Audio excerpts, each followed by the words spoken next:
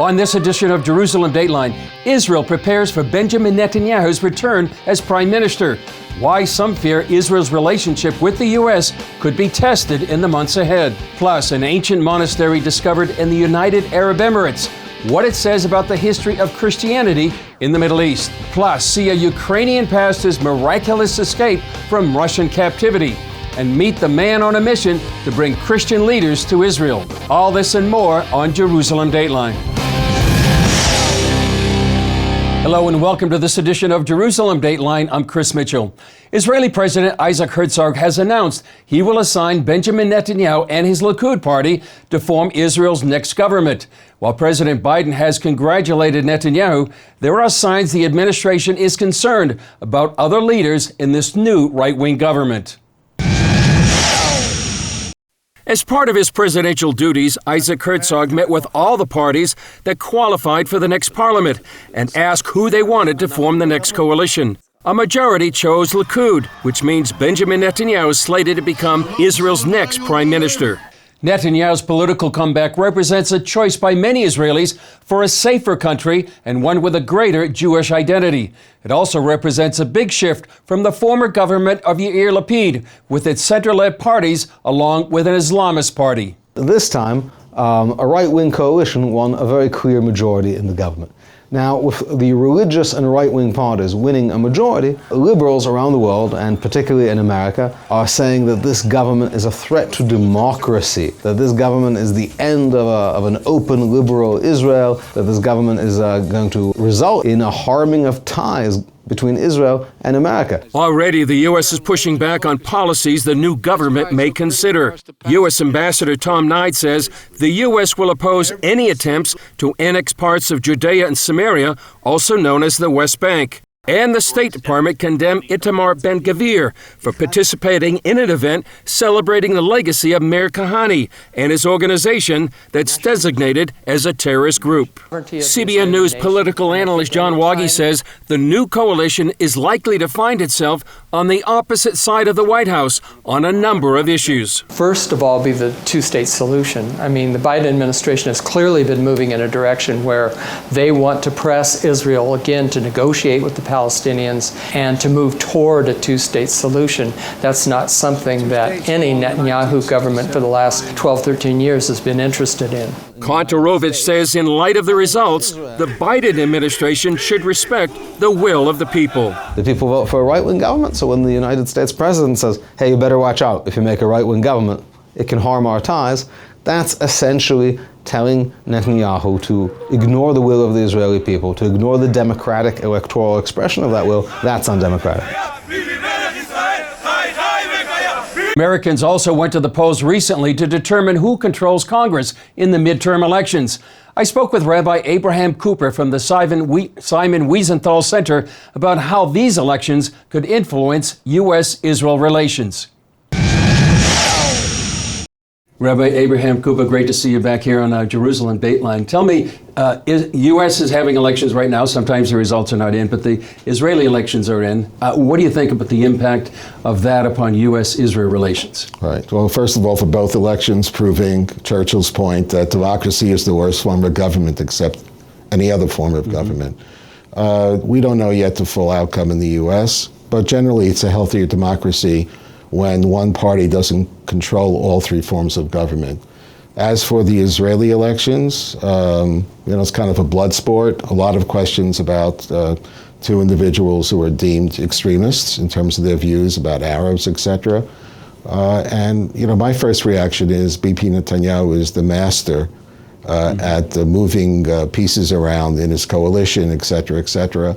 He's going to have to look carefully to make sure that those voices don't override the main goals of the government over the next 5 years. Yeah. And I think he'll do okay.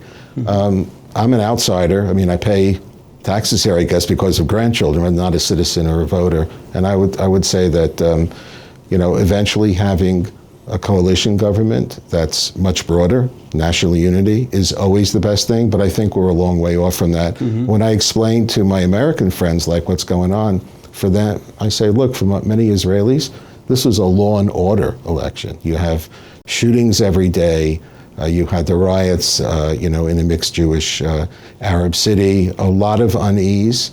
And I think when you have those kinds of votes, it means because that at the grassroots, a lot of people don't feel comfortable and they worry about what's going to happen to their kids when they go to school, etc. Mm-hmm. And that's paralleled in a lot of cities across the United States, including where I live in Los Angeles. Yeah. Also, you have an article, there's an article in the Jerusalem Post talking about anti-Semitism, a serious incident in Chicago. What do you see in the U.S. in terms of the rise of anti-Semitism? And how concerning is that to you? Well, it's extremely disconcerting when you have, little kids coming home on a school bus from a Jewish day school and four adults jump onto the bus, Sieg heiling and threatening 12-year-olds. Obviously tremendously traumatic. Could have been a lot worse. The bus driver managed to get them off. This is a kind of an event that would, I think, be unthinkable just a few years ago. Social media is the accelerant here for all the extremists. And it's a 24/7 targeting of Jews, of Asians, of other minorities. And it's a very strange time now, really, in our history. I can go walk anywhere in the United Arab Emirates or Bahrain any time of day and night with my kippah, and there are neighborhoods in some of the largest Jewish populated cities in the United States where you have to look over your shoulder. We're going to need new coalitions. We have to build on old friendships, and I think rely less on the straight sort of political activity, get back to basics in the community, build coalitions, work together with our Christian and Muslim friends to make sure that we have a safe society. Final question, Rabbi Cooper, talking about the UAE, you're on your way there, and that's some positive news here in the Middle East. Well, there's no question. I was just in Bahrain, where I saw the King of Bahrain, the Pope, and the head of Al-Azhar University sitting together and all speaking about tolerance. It was quite a very, very special moment. We have a lot more work to do on building out the DNA of the peace accords and also spreading the message to other countries. Hopefully that'll happen sooner rather than later. Hope so too. Rabbi Cooper, great to be with you. Thank you, Chris. Archaeologists recently made a stunning discovery on an island off the coast of the United Arab Emirates, an ancient Christian monastery that possibly predates Islam. This discovery sheds light on early Christian history in the Arabian Peninsula.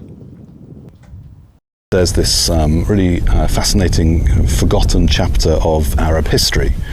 We know that the Arab tribes who lived here in this region and more broadly in Eastern Arabia were Christian at the time of the rise of Islam. And that that some of them continued to be Christian for up to 3 generations after the rise of Islam. This monastery is the second one to be discovered in the UAE from the same time period. Well, here in Israel, archaeologists have unearthed an ivory comb dating back nearly 4,000 years at the Tel Yakish archaeological site in southern Israel. This comb contains the oldest known full sentence written in the Canaanite language. The inscription reads, "May this tusk root out the lice of the hair and the beard." It's evidence that ancient Canaanites struggled with lice, just like people do today. The researchers published their findings in the Jerusalem Journal of Archaeology. Coming up, a Ukrainian pastor makes a miraculous escape from Russian captivity. See his incredible faith in action. Imprisoned, interrogated, and miraculously set free. That's one pastor's story from the Ukrainian city of Kherson. It's been occupied by the Russians since early in the war. And now, as the Ukrainian military presses forward, Russia says its forces are retreating. Meanwhile, stories of atrocities and escape are emerging. Chuck Holton has the story from Kyiv. Kherson residents board buses under forced evacuation orders from the Russian army as Ukrainian troops close in on the city. For 8 months, life has been tough as people face shortages of just about everything and harsh treatment by Russian military. On the left bank, the occupiers continue to intimidate and kidnap people. In recent weeks, we witnessed them kidnapping one couple, and the next day a woman was hanged in the center of Skatovsk just because she said Skatovsk is Ukraine. So the occupiers continue the intimidation of the population, with the kidnapping of people in the occupied territories. Losing Kherson would cost Moscow the land bridge it so desperately wanted between the Donbass and Crimea, areas it occupied in 2014. It would also allow Ukrainian artillery to get that much closer to Crimea. Worse still, a loss here would provide more evidence that Russian forces are on the brink of collapse. He faces a situation that I think, again, is irreversible. There's no amount of shambolic mobilization, which is the only way to describe it, no amount of annexation, no amount of even veiled nuclear threats can actually get him out of this particular situation. Those forced to live under Russian occupation, however, say liberation can't come soon enough. After 6 months in occupied Kherson, Pastor Alexander escaped the city with his wife and 10 children. When the Russians took over, we weren't sure what to do, but we decided to continue with our church services. Russian forces, on the lookout for so-called Nazis, searched his house several times. On September 6th, they arrested him in front of his wife and children. I was kept in solitary confinement for 6 days. When they put me in a cell where there were 7 people but only 3 beds. During interrogation, the Russians tried to prove he was a Nazi, ironically because of an English Bible in his office. Pastor Alexander was more worried about photos on his phone. Many Americans donated to help with the construction of our church. He accused me of being an American agent. He was just looking for a reason to keep me. On my phone, there was a lot of evidence of my cooperation volunteering with the army. So that became my prayer that they would not even see my phone, and Lord closed their eyes to it. Between interrogations, he shared his faith with his cellmates. My wife had managed to slip me a small Bible. So with that, I started witnessing to the other men and myself were there together for another 10 days. But the 7th day, they had all made Jesus Christ the Lord. That was when I finally realized why I was there. Alexander had no idea if he would ever see his family again. While I was being interrogated, the commandant said, if it was up to me, I would shoot all of you right now and throw you in the landfill. They hate Ukrainians so much, they cannot even stand to hear the word Ukraine. Then, after 15 days of captivity, a miracle happened. An Orthodox priest, whom I had never met before, came to the commandant and asked him to release me. And he agreed on one condition, that he could keep my car. So at the church there was still a minivan, and we put all my family into it, along with the injured neighbor, and we headed toward the front lines. Their ordeal wasn't over.